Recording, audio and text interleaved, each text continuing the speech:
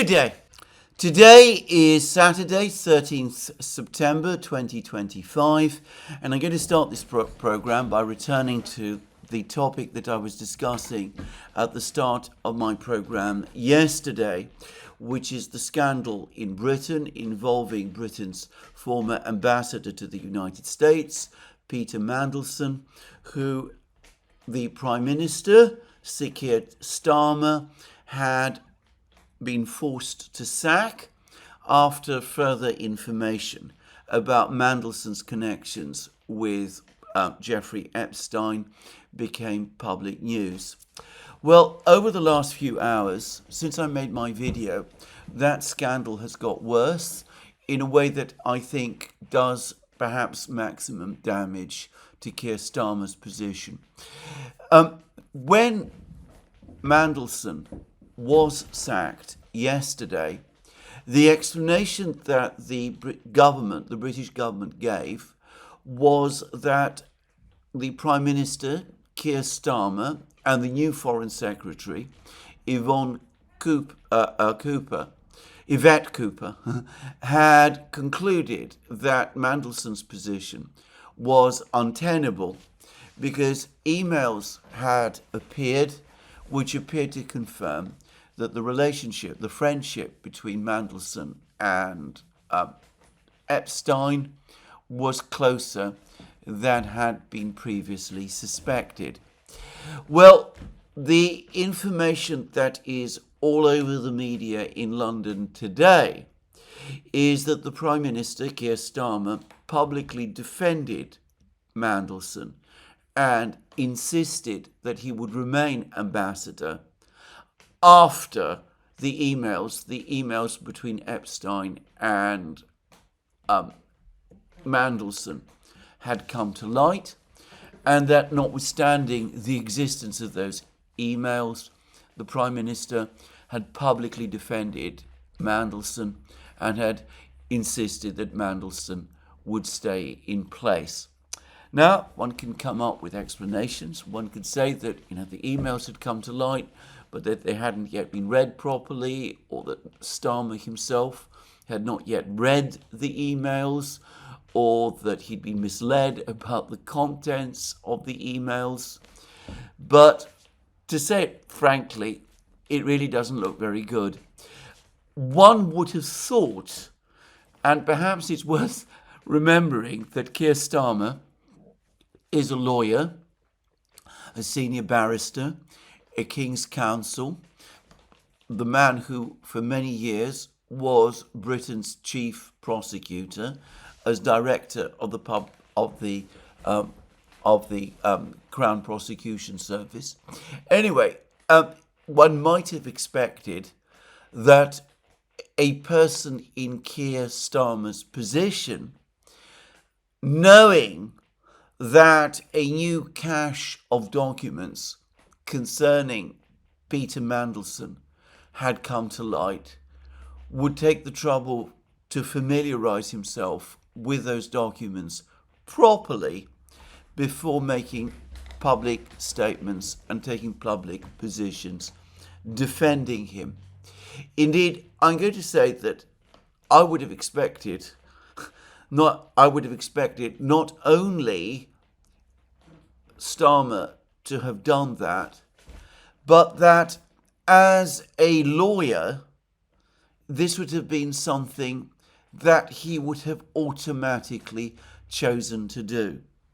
It's a little like a lawyer discovering just before he was going into court that new evidence had come to light, and going into court without taking the trouble to acquaint himself with that evidence. It seems to me a very strange and surprising thing to do. And given the importance and the gravity of this issue, again, I would have expected Keir Starmer, together with Yvette Cooper, before making statements defending Peter Mandelson, to have personally examined these emails, these particular documents, in order to find out what was there. So this is going to be a difficult a difficult thing to explain away. And, of course, to say what is obvious and what many people in London are saying, the fact that these documents were already out there, that Downing Street, the British government, already knew of their existence, does certainly cast doubt on Keir Starmer's judgment, if that is the way you want to put it. I would say that it actually asks many, many more questions about the affair, the entire affair, and what the exact connection between Mandelson and Keir Starmer's extraordinarily powerful Chief of Staff, Morgan McSweeney, what their connections to each other actually was. Now, I'm going to express my own opinion about that, by the way, which is that I think a lot of people have got this relationship between Mandelson and Starmer actually wrong. In my programme yesterday, I spoke about how Mandelson has a very, very long record in British politics, how he was already prominent in British politics by the end of the 1980s, how he ran Labour's election campaign during the general election of 1987, and the enormous influence within the Labour Party that Mandelson has at various times operated, and not just influence in the Labour Party. He has also had significant influence within the political system as a whole, and as happened at the time of the Brexit referendum, he was, of course, at that time advising the Conservative British Prime Minister, David Cameron. So we're talking about a very well-connected, very influential person, somebody who has been in British politics for a very long time. In fact, thinking about it, the only individual in British politics of similar prominence who has been involved in politics for as long as Mandelson has been, that I can think of, is Mandelson's great enemy, formerly within the Labour Party, now currently in the business of forming a new left-wing party to rival the Labour Party, in other words, Jeremy Corbyn. So that gives a sense of how long Mandelson has been around. And it was obvious to me, at least, that Tony Blair gained prominence and position in the Labour Party initially because Mandelson supported him. In other words, it was Mandelson who was more instrumental in raising up Tony Blair than Tony Blair who was instrumental in raising up Mandelson. And I suspect something very similar happened with respect to Keir Starmer. I can remember during the campaign, during the Brexit war, to arrange to have a second referendum, in other words, to cancel the original Brexit referendum, and to have another referendum with a predetermined outcome in its place. I can remember how at that time Mandelson and Starmer were clearly working together, and of course Starmer was a member of the cabinet and he was in the House of Commons, and Mandelson was not, but it was obvious to me even then that it was Mandelson and of course Tony Blair who were running things behind the scenes. In fact, I know that several people who attended one of the big second referendum protests in London at that time were astonished at the prominence that key Blairite figures from the time of Blair's government, including first and foremost Peter Mandelson, seemed to be front and centre in addressing the people who were participating in the protest.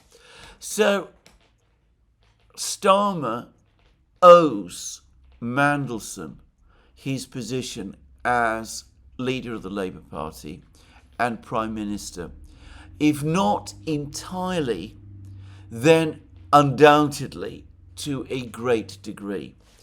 And Morgan McSweeney, who has been Keir Starmer's all-powerful chief of staff, in fact, many people believe that Morgan McSweeney is the real Prime Minister of Britain, more so than Keir Starmer himself is.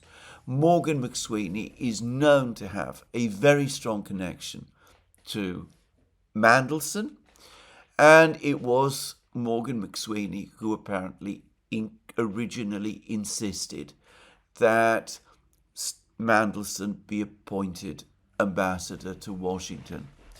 Mandelson was not just appointed ambassador to Washington as a reward for his previous support for Starmer. I think he was put in a strong position, in a powerful position, an executive position, in effect, as part of the government, because he continued to wield great influence in the British government and over Keir Starmer.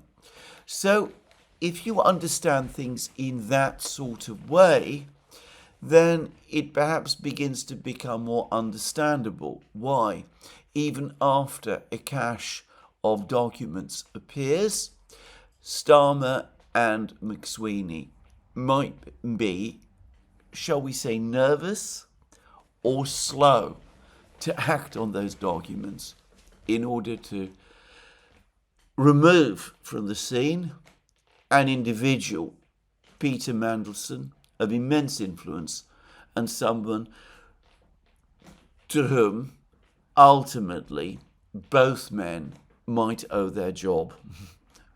Now, I don't think this scandal, this latest twist in the scandal, is going to be enough yet to bring Keir Starmer down.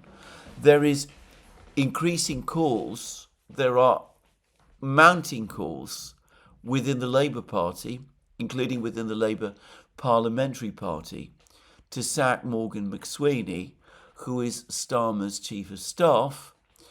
I'm not sure that they will succeed, but I don't think that they yet rise to the level of calling into question Keir Starmer's premiership. I think there is an understanding within the Parliamentary Party that at the moment, given that the party doesn't even have a deputy leader, because Angela Rayner had to step down last week, it's simply impossible to remove Keir Starmer because there is no convincing person who can simply and easily take over.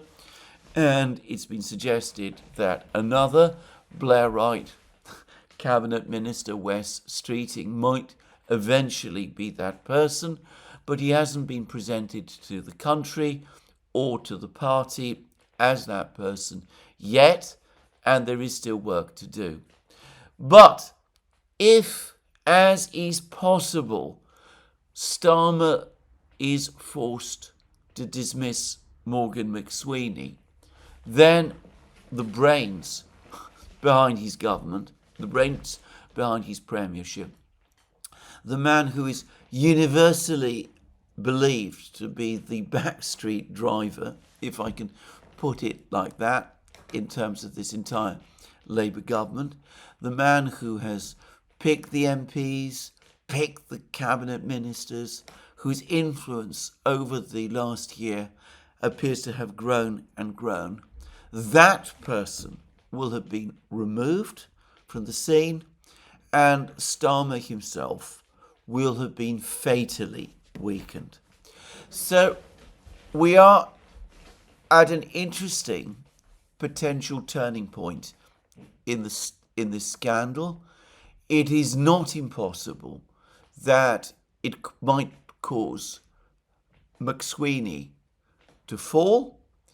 And it seems to me that if that happens, then the fall of Starmer himself becomes only a matter of time, and it may very well be not that much time. Anyway, this is what I'm going to say about this affair today. Intrigues and conspiracies of this kind are not unusual in British politics. I've discussed and commented upon them in the past, and we've done programs on the Duran about them.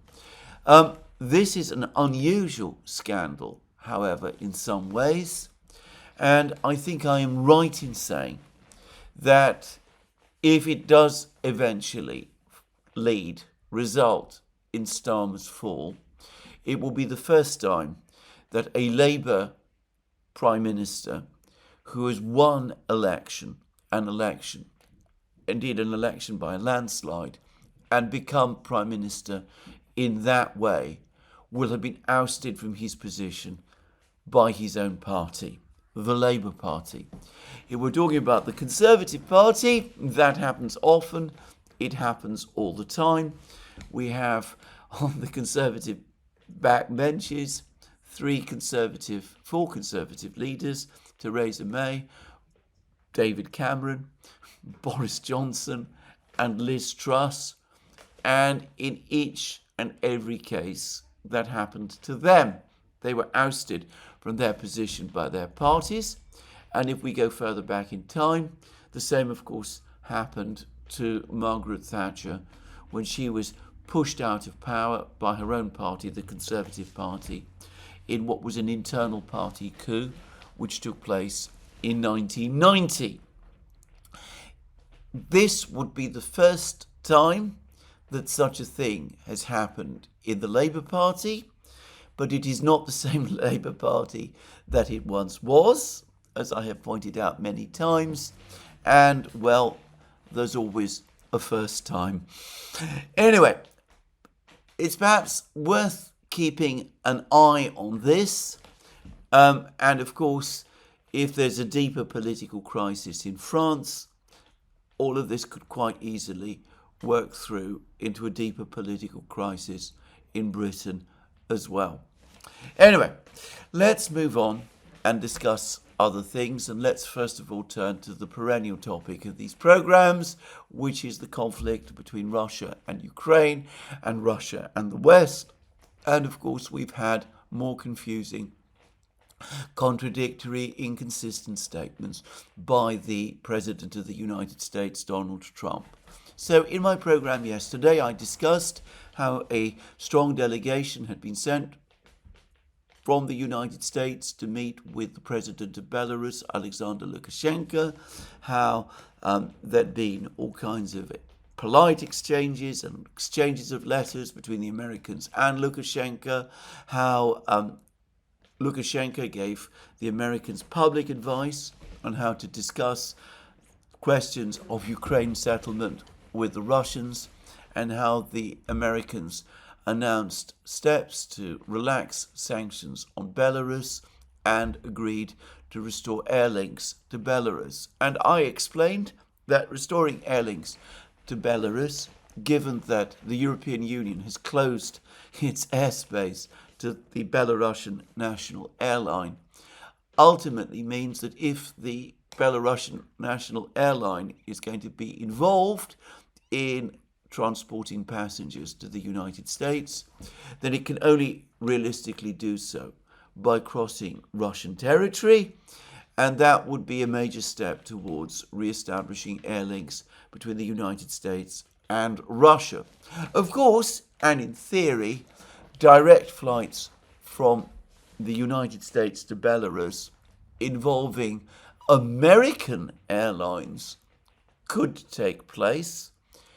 But why would they exactly? Why would American commercial airlines be interested in transporting passengers to a place like Belarus? It seems to me that that would be an obvious loss-making proposition. And even as a geopolitical play, given the extent of Belarus's ties with Russia, it really doesn't seem to me to make a great deal of sense. Well, that was yesterday. Today, we're getting more reports from Bloomberg that point in the diametrically opposite direction. There's a G7 meeting looming.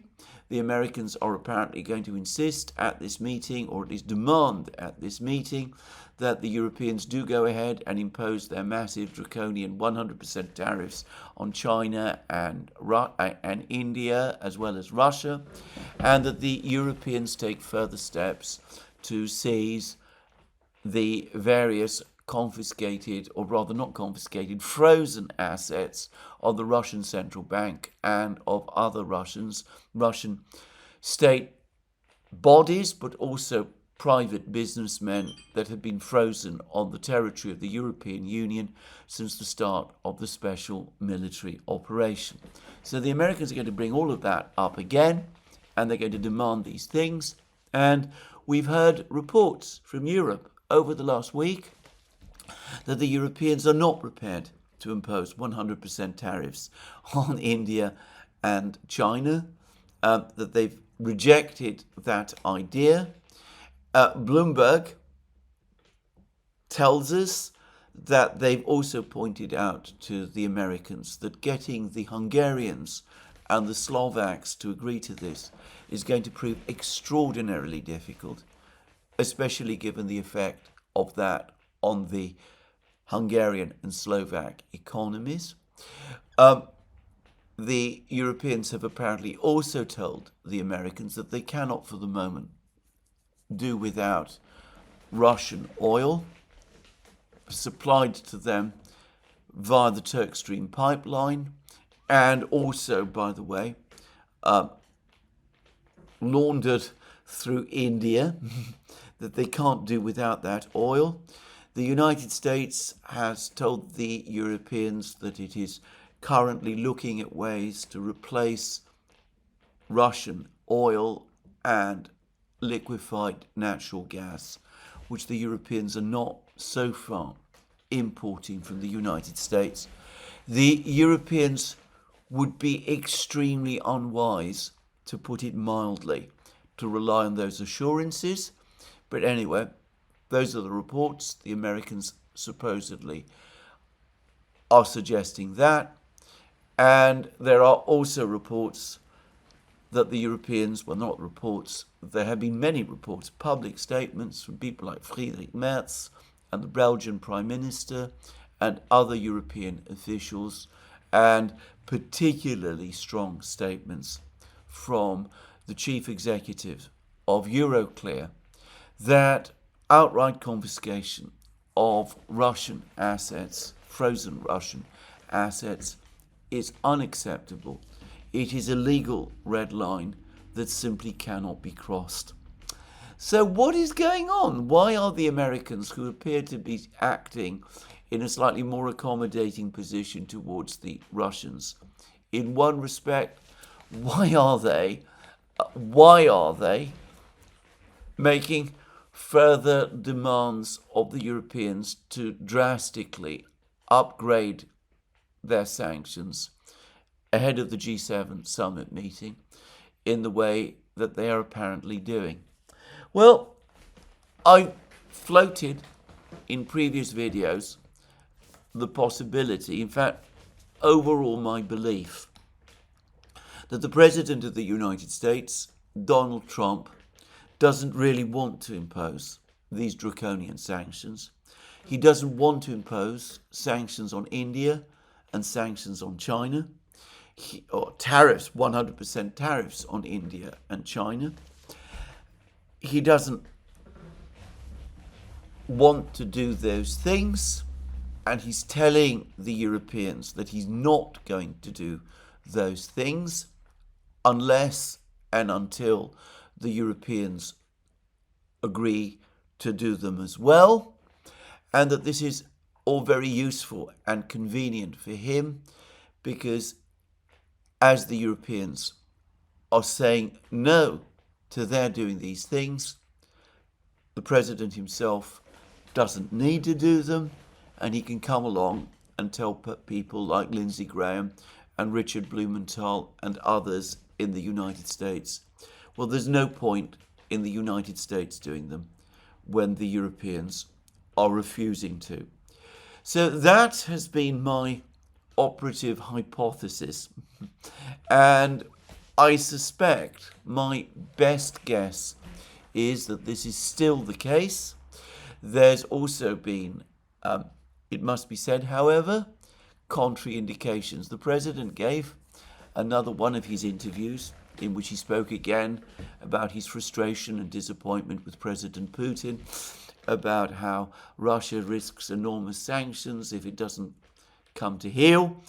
And, well, it could be, and the fact that the Americans are not taking no from the Europeans as an answer reinforces the view that this is indeed serious, that Trump has concluded that the only way that he can enforce some kind of peace agreement to end this conflict, which he has repeatedly said is his priority, is by mounting the enormous tariffs and sanctions that he can. Larry Johnson, the CIA analyst and commentator, and by the way, friend of mine, has written a good piece, a very good piece, on Sonar 21, in which he mentions the fact that various officials of the Trump administration are still showing an extraordinary lack of understanding of the realities of the Russian economy and still appear to believe that the United States has it within its power to bring Russia to heel or to collapse the Russian economy if it doesn't come to heel, and that this seems to be what the president has been told, and it may be what is again guiding his decisions.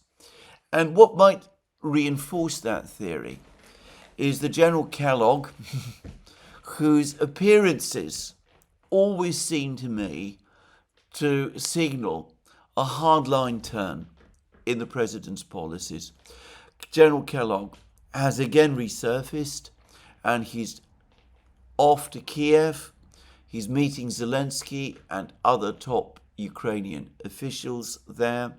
He's always been an advocate of massive sanctions and tariffs and other things against Russia and its trading partners. And of course, he has never deviated from his original plan, the one that he outlined in his article written in April 2024, which is basically to seek a frozen conflict. And unfortunately, the story of this president, ever since his inauguration, is that he sometimes drifts to the side of Kellogg, sometimes he drifts to the much more realist side of his other peace envoy, Steve Witkoff. Witkoff currently is tied up trying to put out fires in the Middle East. So he's perhaps not giving the president the advice that perhaps he should be receiving. And it may be that at this moment in time it is Kellogg and people who think like him in the administration who are gaining influence. Well, I don't know where this is going. There's again more reports, more claims that there'll be further sanctions on Russian banks. I really cannot understand what that means exactly. There is talk that the United States and the Europeans, as part of their 19th sanctions package, might sanction Russia's interbank payment system. Just saying. Why the Americans think that will work, why they think that is going to change things, I really don't understand. The vast majority of transactions using the Russian interbank payment system are being conducted within Russia. The Russians are starting to connect this interbank payment system to other countries, Iran, for example, but then Iran itself is also heavily sanctioned.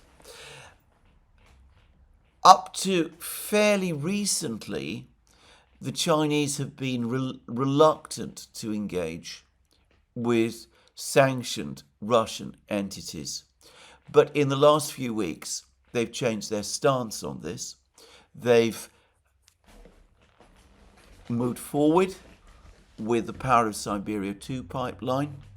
They've reactivated the joint projects for aircraft building, for wide-body jets and helicopters with the Russians that were put on ice back in 2019, but then seem to have been permanently dropped during the pandemic and the sanctions.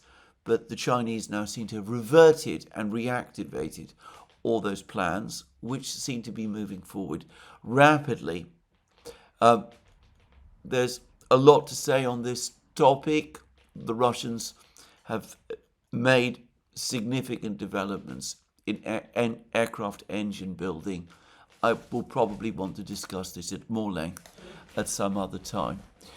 The Chinese have recently confirmed that Russian corporates are now going to be allowed to float bonds, so-called panda bonds, in the Chinese financial markets, enabling them to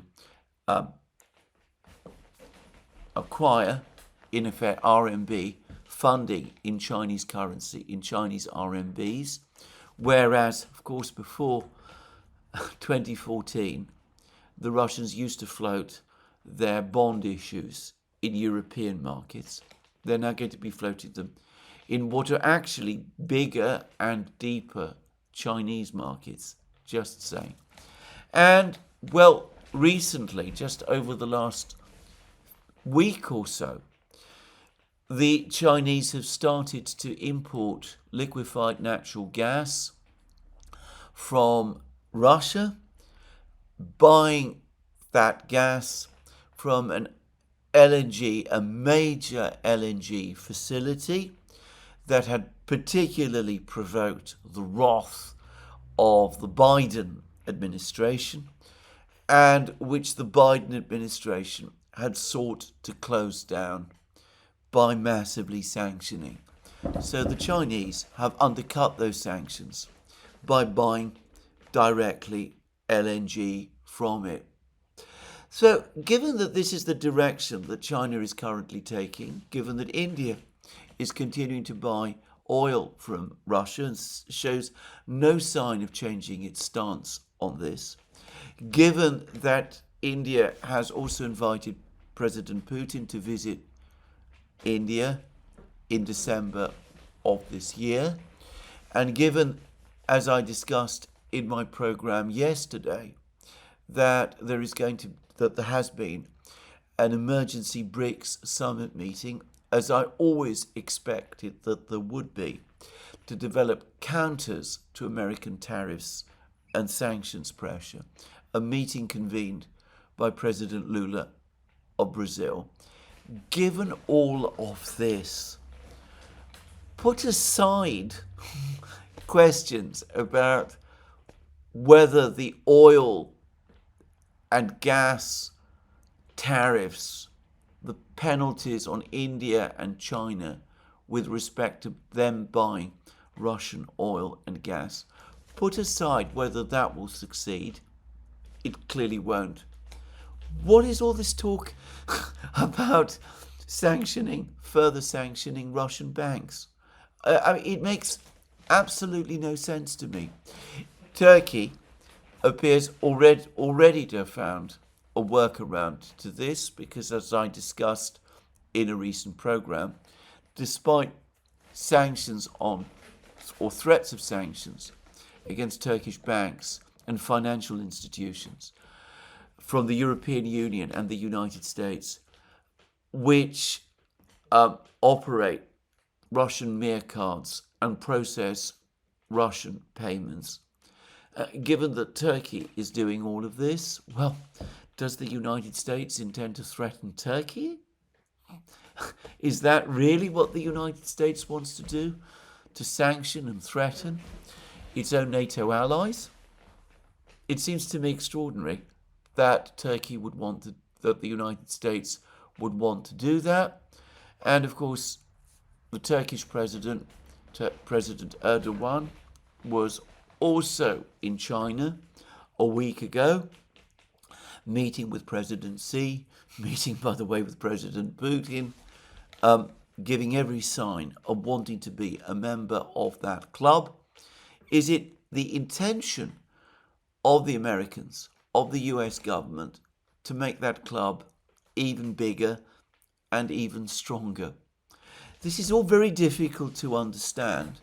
Larry Johnson almost certainly is right that people in the administration continue to underestimate the economic resiliency of the Russian economy and continue to underestimate the strength and resilience of the BRICS SCO combine that is now emerging. But how much evidence by now do they actually need? Well, we will see whether this is just another attempt to call the Europeans bluff in order to do nothing, or whether this is for real. We will also have to see what the Europeans themselves intend to do. But to repeat again, I don't think that the Russians are scared of this. Now, in the Bloomberg article, or at least in an early edition of the Bloomberg article, I read a comment that the Trump administration people believe or have persuaded themselves that the reason Putin agreed to that summit meeting in Anchorage back in August was because he had wanted to avoid the sanctions and tariffs, the bone-crushing sanctions and tariffs that Lindsey Graham and Richard Blumenthal and the hardliners in the Senate were demanding and which Donald Trump was threatening. That is not so. And the sooner this is understood and acknowledged, the better. When the summit meeting took place, it became absolutely clear right from the first moment, and we have all of the evidence now that confirms this, that Putin was making no substantive concessions on any of the issues in contention at all. He still insists that Ukraine cannot join NATO. He still insists that European forces cannot be present in Ukraine. He still demands demilitarization and denuclearization of Ukraine. He still wants the territories, the 4 regions, to become part of Russia. There's been some discussion about whether he offered a ceasefire in Zaporozhye and Kherson region if the Ukrainians withdrew from Donbass. I don't think he offered that. I think perhaps Witkoff and the Americans floated the idea and Putin didn't reject it outright. But so far, there has been no public change of position by the Russians on the issue of the 4 regions. Publicly, they continue to insist that the entire territory of the 4 regions is Russian and must be transferred back to Russia. And this, since the meeting in Anchorage, has been said by Putin, by Lavrov, and by Putin himself. And, well, there's all the other things, the restoration of the Russian Orthodox Church, against which, by the way, over the course of the last week, the Zelensky government has taken further action, and the re-establishment of all the rights, linguistic and educational and other rights, cultural rights, and no doubt political autonomy, of Russian speakers in Ukraine. There's been all of that. There is no sign that the Russians have made any compromises or retreated on any of these points at all. What I think brought Putin to Anchorage, what lured him there, if you prefer, is not American threats, bone-crushing sanctions, or any of that sort of thing.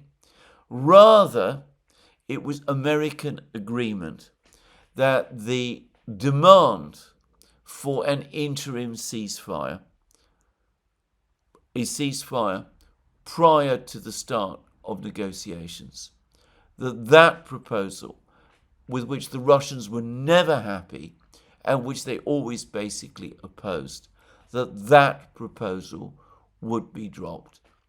And that was why Putin went to Anchorage, why he met Trump there. He clearly wanted again to explain in person to Trump the history of the war. He never agreed, as we now know, to a one-to-one meeting with Zelensky or a three-part meeting with Zelensky and himself and Trump. He never agreed to any of those things. He's not agreed or made any commitments about anything else at all. He's not retreated on security guarantees. He's not acted in any way, as one would expect, someone who was acting under pressure to do. And there is no reason to think that he felt pushed or pressured into holding that meeting with Trump in Anchorage. So if that is what the Trump people now believe, what they're telling themselves, they could not be more completely wrong. Just saying. So anyway, I hope that the administration is not drifting back into a position of imposing massive sanctions and tariffs against Russia, India, and above all China over the next few weeks. Not only would that prolong the war, but it would create massive economic problems. Of this I am sure. In the West, the Chinese almost certainly will again withhold supplies of rare earths. There will be manufactured goods shortages in Europe and in the United States itself. Inflation will rise. That will put more pressure on the Fed, not to lower interest rates, as it appears to want to do, and as it perhaps ought to do, given that we now have evidence that the United States is in recession. But rather, it will increase pressure, with inflation, it could force them to increase interest rates at a time when the United States is in recession, to deal with the inflationary impact of the trade war.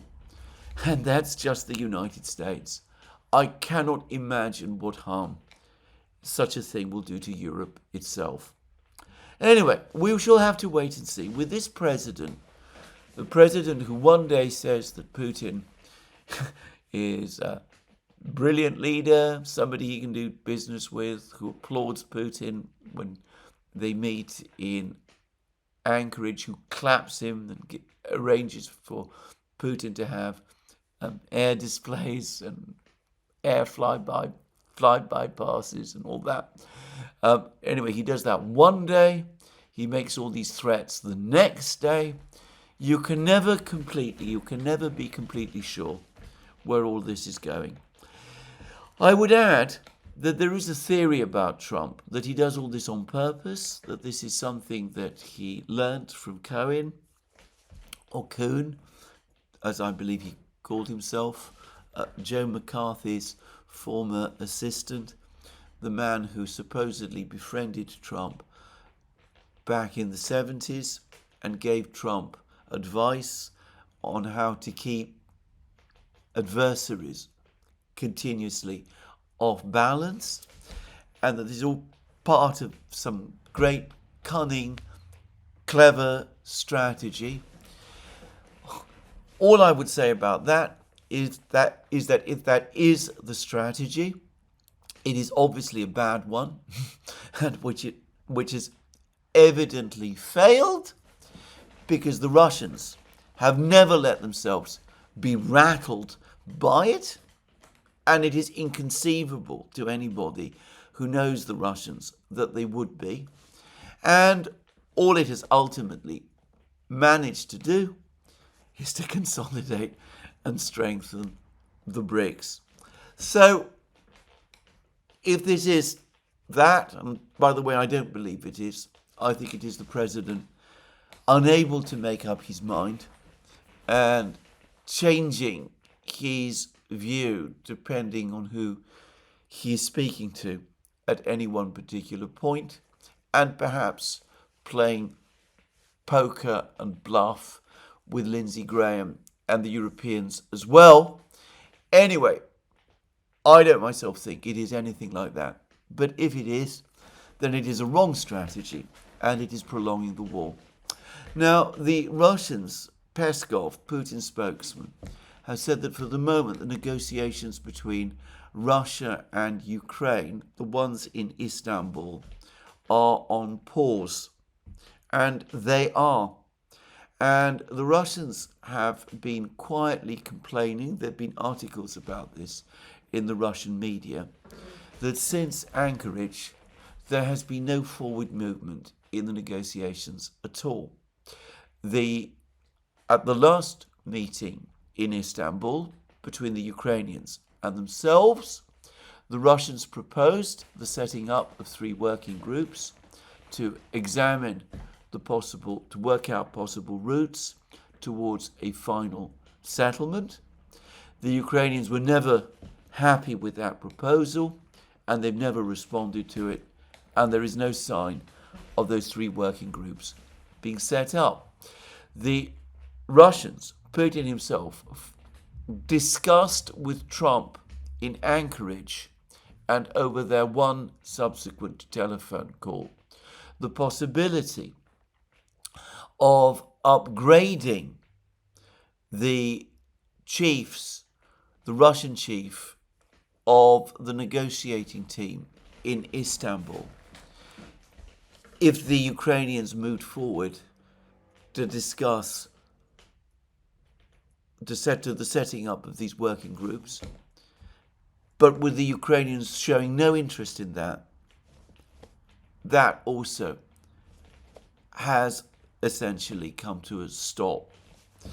The Russians are also saying that they've had no movement with the Americans themselves at all. There have been no further meetings between senior American officials and senior Russian officials as to how to take the matter forward, how to take the discussions, the bilateral ties between these 2 countries forward. There have been no further meetings between Witkoff and Dmitriev, the Russian representative. There have been no travels by Witkoff to Moscow.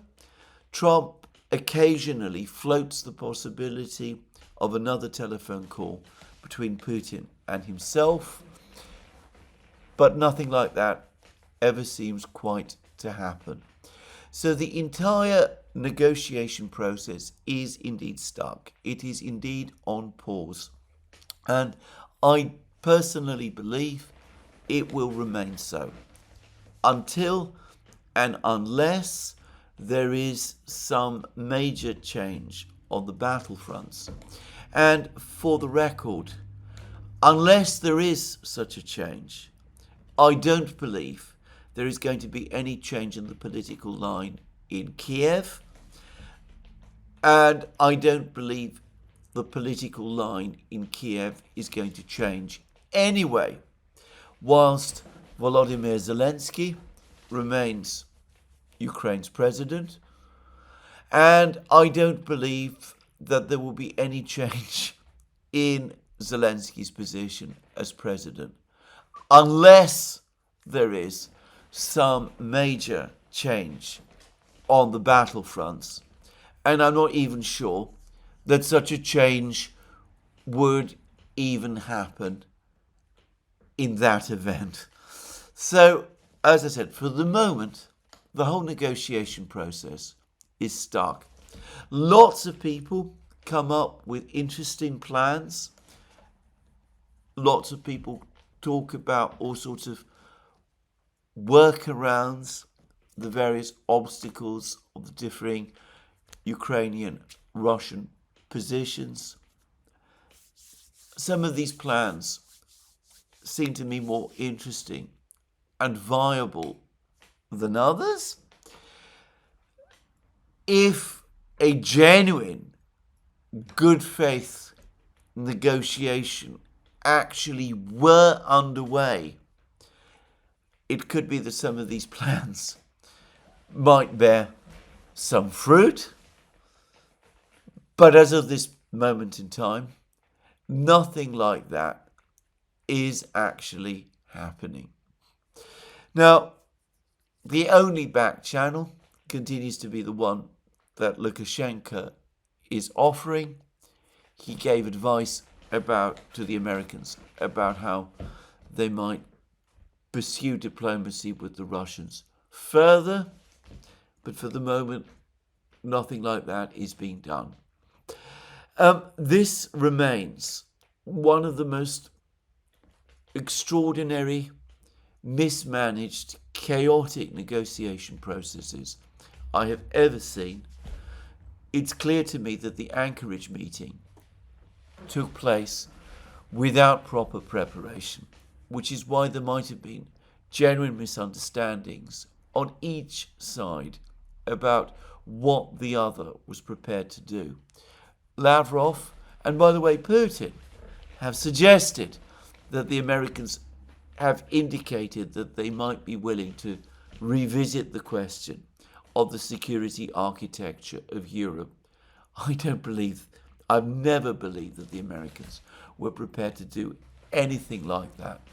The Americans might have thought that Putin was willing to consider NATO-style security guarantees to Ukraine, freezes of the conflict lines in Kherson and Zaporozhye region, trilateral meetings with Zelensky and Trump. But again, there's never been any indication that the Russians were interested in any one of these things. We had this constant stop-start situation in the negotiations. And in the meantime, of course, the Russians remain focused on the war, and the war goes on. Now, once again, and somewhat to my embarrassment, I'm going to have to return briefly, and I really do mean briefly today, to the topic of the drones that crossed over into Polish territory from Ukraine, and which undoubtedly were Russian drones. Now, there's been a number of things that people have been saying about these drones. Firstly, there's been pictures of a house in Poland which it was claimed had been damaged, the roof of which it was claimed had been damaged by one of these drones.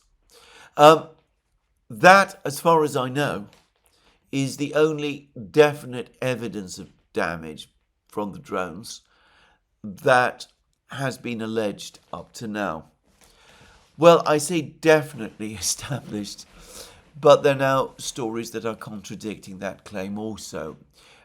There's been what appear to be interviews published, given by villagers, Polish villagers from the village where this house was located, saying that all of the damage done, including to this house, which has been shown in the pictures, all the damage of this village, was the result of a storm that took place some weeks before.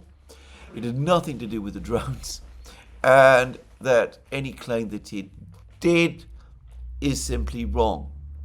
Now, I have to say, I was bewildered when I read that, because I've also read on the BBC an interview with an individual who claimed that he was the owner of the house in question, in which he clearly seemed to be giving the impression that the house had indeed been damaged by the drone. There may be ways to reconcile these seemingly conflicting stories, and I'm not going to explore them in this program. I will merely say that there is a question mark now, a genuine question mark, about the damage to the house and to the other structures, apparently, which has been attributed to the drones. Whereas it seemed that this damage was certainly attributable to the drones, it now seems that that may not quite have been the case. The other piece of information relates to the drones themselves, and a number of people have pointed out that the drones, always cheap-looking drones, do show signs of appearing to have been patched together. There are claims that one of the drones shows what looks like tape covering some kind of crack, presumably, on the drone. Commentators have absolutely correctly pointed out that even allowing for the fact that these are cheap decoy drones, it is inconceivable that the Russians would have launched them against Ukraine in that kind of condition. And there are claims that the fact that these drones have these patches on them is a sign that this was indeed a fabricated event cobbled together by Ukrainian intelligence. I noticed that Stephen Bryan, who writes for Asia Times and who is a former senior Pentagon official and who I know to be an extremely shrewd man, leans to that view. Now, let me stress again, I'm not saying it is wrong, but of course there might be explanations as to these patches. It could be that the people who applied those patches to the drones were the Poles themselves, that they were applied to the drones after the drones fell in order to try to keep them intact in some way. Again, just to repeat, I am not saying that this is the truth or what actually happened. I don't know one way or the other. All I will say at this point in this program is this: those who want to believe, and there are a lot of people like that, who want to believe or who do believe that this was a false flag, now do have some more evidence that appears to support that conclusion. I am not prepared to go quite that far myself, but I do accept that there is a trend of the evidence that is starting to point that way. To repeat once more, the one way to establish the truth is for the Ukrainians to take up the Russian offer and to meet with the Russians and to conduct some kind of joint investigation. But of course, nothing like that is being considered or discussed. Anyway, let's move on and talk about more substantive things, because there's actually been quite a lot of very interesting information from the front lines. And the first thing to say is that there's been an awful lot of information over the last 24 hours from Kupiansk. And the Ukrainians, and the information interestingly is coming from the Ukrainians, they're saying that the reason the Russians were able to break into Kupiansk, were able to establish a presence deep inside Kupiansk itself, were able to capture positions in Kupiansk, was because the Russians used yet another pipe, water pipe, that connected central Kupiansk to various, presumably industrial and water pumping facilities, quite a considerable distance from Kupiansk, and that Russian soldiers moved along this pipe, moved a distance of 6 kilometers to be precise, along this pipe, and were able to appear suddenly in central Kupiansk and to capture positions there.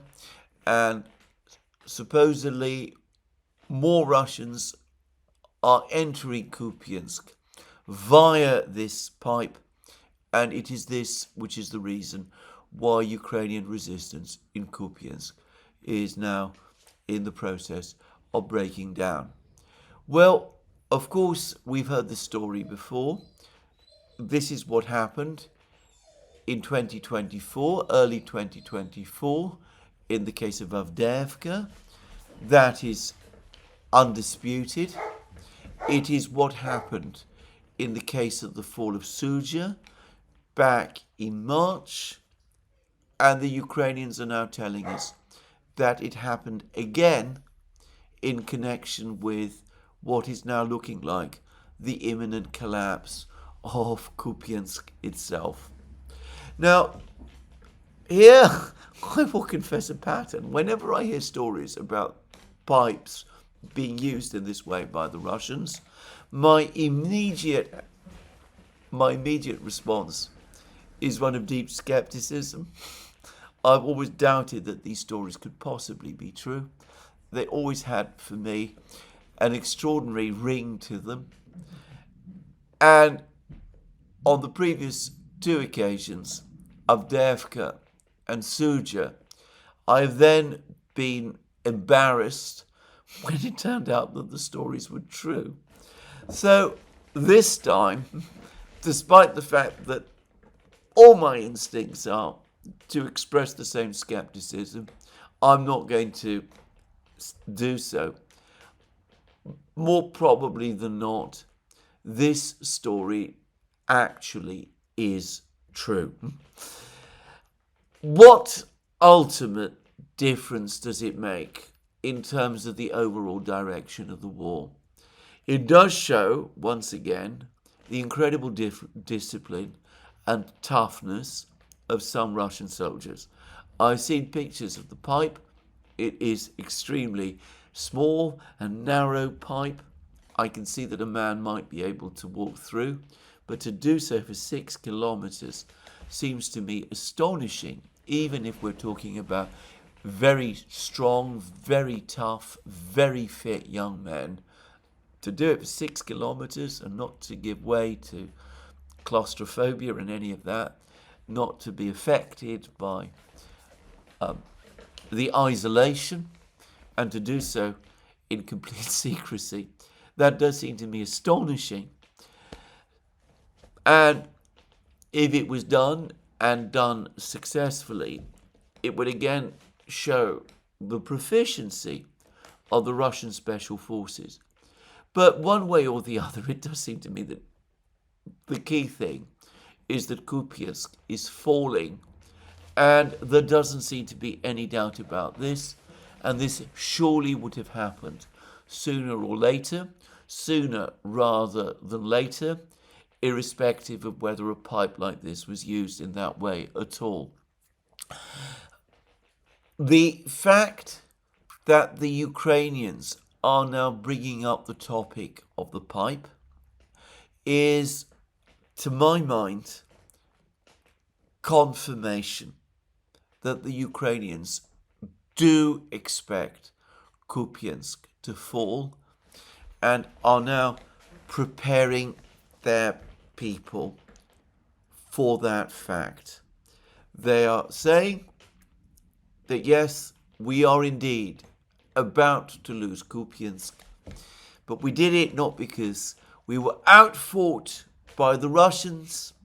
We're going to lose Kupiansk because those sly and cunning Russians were able to get behind our lines by using this pipe. That is what it suggests to me. And note that this story, if it does nothing else, it corroborates claims made some days ago by Redovka, the Russian newspaper based in Smolensk, which regularly and in detail covers developments in the war, that the Russians had captured northern and central Kupiansk, that the Ukrainians were retreating towards the southern outskirts of Kupiansk, that they're busy transferring their soldiers in the Kupiansk area from the east bank of the Oskol River, where the Russians already are, to the west bank, where, of course, most of the city of Kupiansk is, in order to prevent those soldiers, those Ukrainian soldiers on the east bank from getting trapped, and that the eventual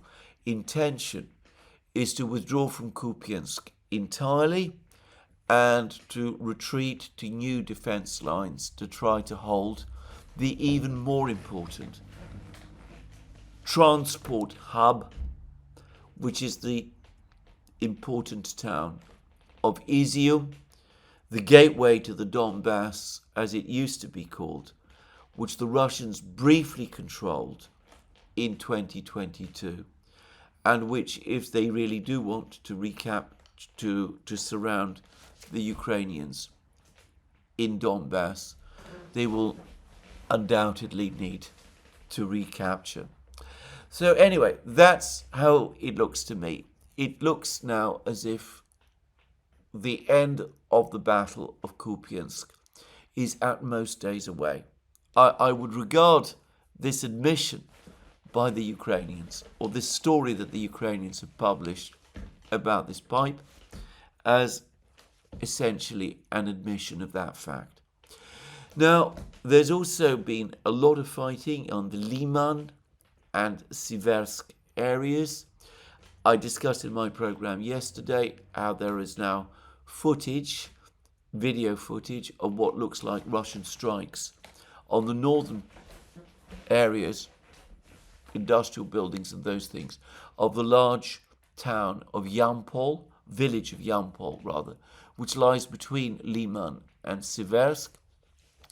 I believe that it is now acknowledged that the Russians are fighting within the metropolitan area of Siversk, in the area of in a industrial area to the north of Siversk.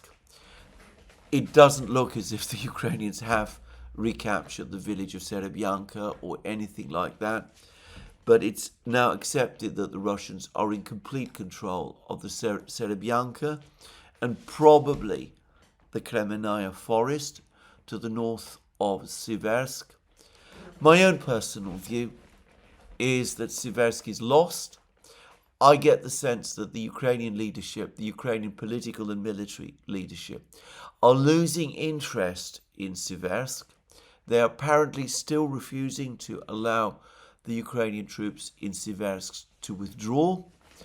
But I still think that possibly they might do so, that they might decide over the next few days to pull out of Siversk as well as Kupiansk and to concentrate on more defendable positions. And in the Liman area, very interestingly, the Russians, instead of advancing directly to the town of Liman, which they are nonetheless approaching, they seem to be moving towards Liman from the north, from a village called Kolodizy, which they captured about a week ago. The Russians are also, interestingly, they've crossed the river Nitrius, which is located to the north of Liman, and they appear to be pushing westwards. And partly, clearly, this is an intention to cut off Ukrainian supply lines, including to Liman itself.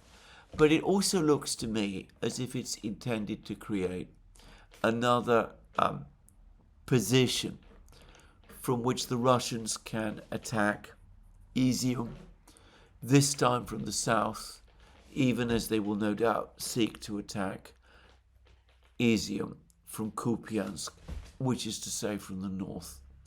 I have no doubt, by the way, that the priority of the Russians in this area is ultimately to take Izium. I don't agree with those who think that the Russians are going to instead focus their forces northward from Kupiansk towards Kharkiv. I've seen nothing to suggest that. Anyway, that's the battle that's going on in northeastern Ukraine. It's all very interesting and very complicated. Before I get to what remains, in my opinion, the main area of the battle, Pakrovsk and Kostiantynivka, I should say that the Russian advance westwards in Zaporozhye and Dnipropetrovsk region is not only continuing, it is accelerating. The Russians are now west of the important village of Veliko Mikhailovka. It looks to me as if they're preparing to do an outflanking operation for that important village. Every day that passes, they seem to acquire more villages and more territory. They captured another one this morning, or at least announced that they did. Ukrainian resistance in this area appears to be very weak. I get the sense that there just aren't enough Ukrainian troops to hold the Russians in this area. Just as, by the way, the Ukrainians are also becoming increasingly weak in the Siversk-Liman area, but they're even weaker in this area of Zaporozhye region. And the pace of the Russian advance is now becoming remarkably, surprisingly fast. And to be frank, I think they were going to reach the road, the big road that links Gulyapolye and Palagi to the other town of Pakrovsk, further north, the supply road, in other words, for Gulyapolye. I believe the Russians are going to reach this road, this important supply road, within a relatively short space of time, no more than a few weeks. At least that seems to me to be the case, unless the Ukrainians were to redeploy significant forces to this area, presumably from Pakrovsk, which up to now they're showing no sign of doing. Anyway, that's the situation in Zaporozhye region. This is the area at the moment of the fastest Russian advance, and it is very fast. The Russians seem to be advancing here several kilometers a day. Now, that then brings me to the Battle of Pakrovsk, and here I'm going to express certain opinions of my own. I've been looking at the map changes, and it seems to me that they basically stopped in the area of the Ukrainian counterattacks in northeast of Pakrovsk, the area of the Russian breakthrough. The Russians have released drone footage of the Russians bombing Ukrainian positions in the village of Vladimirovka, in the northeastern part of this breakthrough area. The Ukrainians claimed about a week ago that they've recaptured this village. They've never provided evidence of this video footage. The fact that the Russians are bombing this village, bombing Ukrainian positions in this village, suggests to me that the Ukrainians are indeed there, but it is consistent also with fighting taking place in that village as well. Everywhere else, it seems to me that the Ukrainians have no definite progress to show. And Radovka said a couple of days ago that the Ukrainian offensive has basically come to a stop. And that is how it is starting to look to me. The Ukrainians have piled up many of their best brigades in precisely this area. As I discussed in my program yesterday, they've been caught. That's left them out in the open so that they can be bombed and shelled by the Russian air forces and by the Rubicon drone operators and by the Russian raiding parties. And no doubt all of that is happening. But I don't see, even from Ukrainian sources, mapping projects, any real evidence of any further Ukrainian progress in this area. Now, it has been suggested by some people, Military Summary Channel, for example, that the purpose of this Russian breakthrough area in northeast of Pakrovsk was to attract Ukraine's best brigades to this area to give the Russians the freedom to advance elsewhere in Zaporozhye region, in Kupiansk, in Liman, in Siversk, as we will see in a moment, in Kostiantynivka as well. There may be some truth to that, but my own view is that Pakrovsk absolutely remains for the Russians a major priority. And I believe that the reason that the Russians broke through in this area back in August in northeast of Pakrovsk is that these forces that established themselves in these villages, these Russian forces, were there to shield and cover the other Russian forces that are steadily working through Pakrovsk itself. The Ukrainians are not able to send supplies to Pakrovsk. They're not able to reinforce the garrison in Pakrovsk itself. As a result of this bitter fighting that is taking place northeast of Pakrovsk, their best brigades are becoming depleted, and the Russians, in the meantime, continue to advance within Pakrovsk. Remember that Radovka is claiming that the Russians now control almost the entire western half of Pakrovsk, something which, as far as I know, no other Russian or neutral or Ukrainian mapping project has shown. But Radovka has, for its part, shown consistent reliability in its reports of the Pakrovsk fighting. And I suspect that they are providing information about the situation in Pakrovsk, which is probably true. Now, what the Russians have released is more video footage of Russian forces advancing north from the now captured village of Udachny.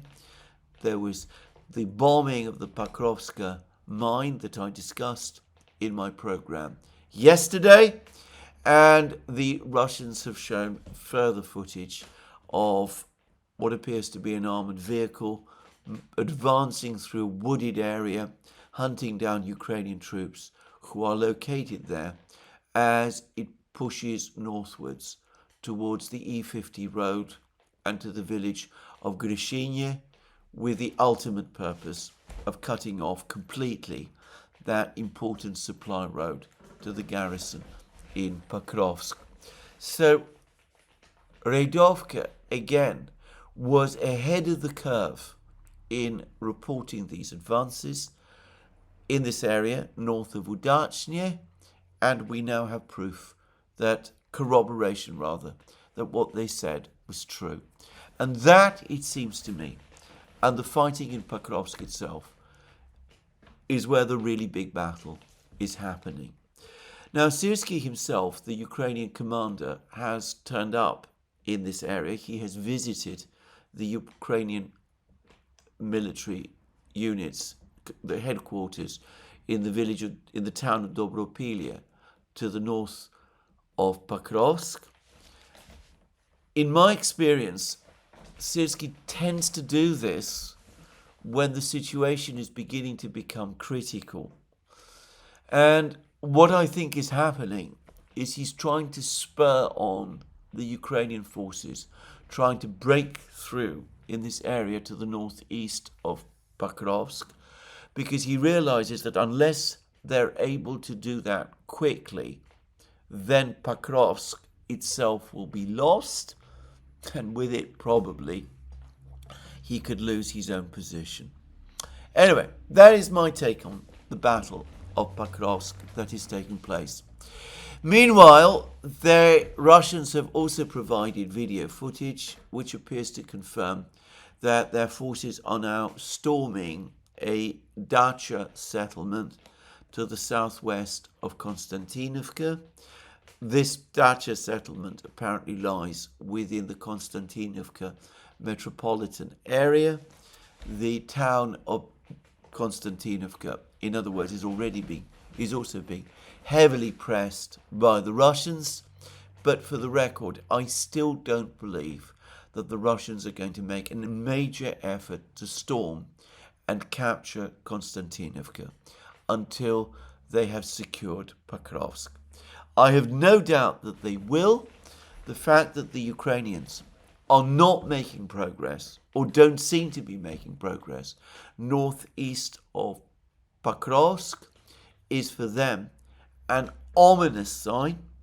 They're losing many of their best men and their few remaining machines in a battle they have to win, but which they appear to be, on the contrary, losing. And I suspect that this is going to create much more anguish in Kyiv and conceivably even lead to a crisis there.